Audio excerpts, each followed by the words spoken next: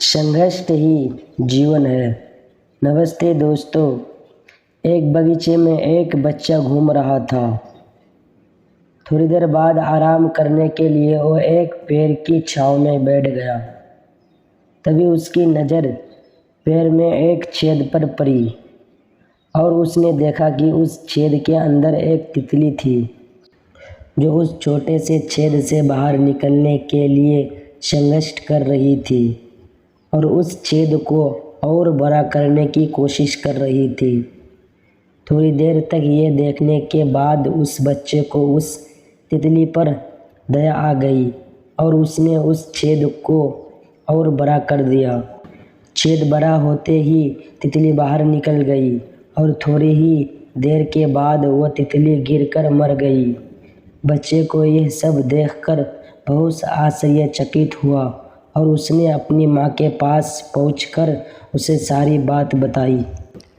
माँ ने कहा, बेटा, तुमको उस तितली को आज़ाद करने के लिए उस पेड़ के छेद को बड़ा नहीं करना चाहिए था। बच्चे ने उत्सुकतावश पूछा, क्यों माँ? मैं तो केवल उस तितली को आज़ाद होने में उसकी मदद कर रहा था।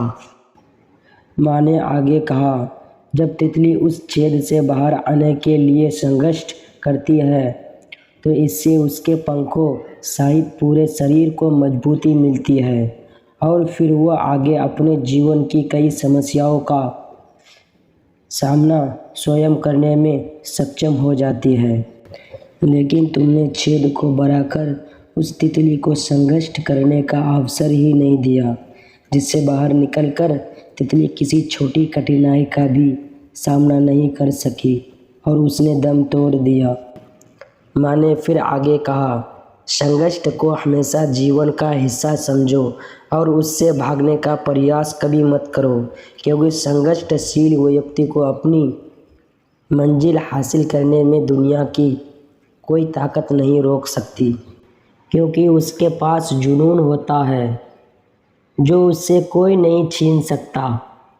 माँ की ये बात सुनकर बच्चे की आंखों में चमक आ गई, मानो उसे जीवन और भविष्य को नए रूप में पहचानने का अवसर मिल गया हो।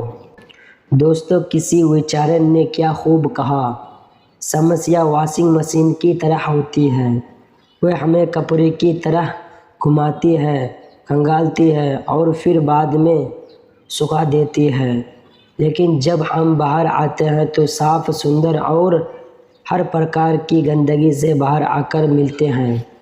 विचारण की ये बात यदि हम अपने जीवन में उतार ले तो संघर्ष के समय में हमारे चेहरे पर मुस्कुराहट कामयाब रहेगी और हम आने वाली समस्याओं का मुकाबला डटकर करने की काबिलियत रहेंगे।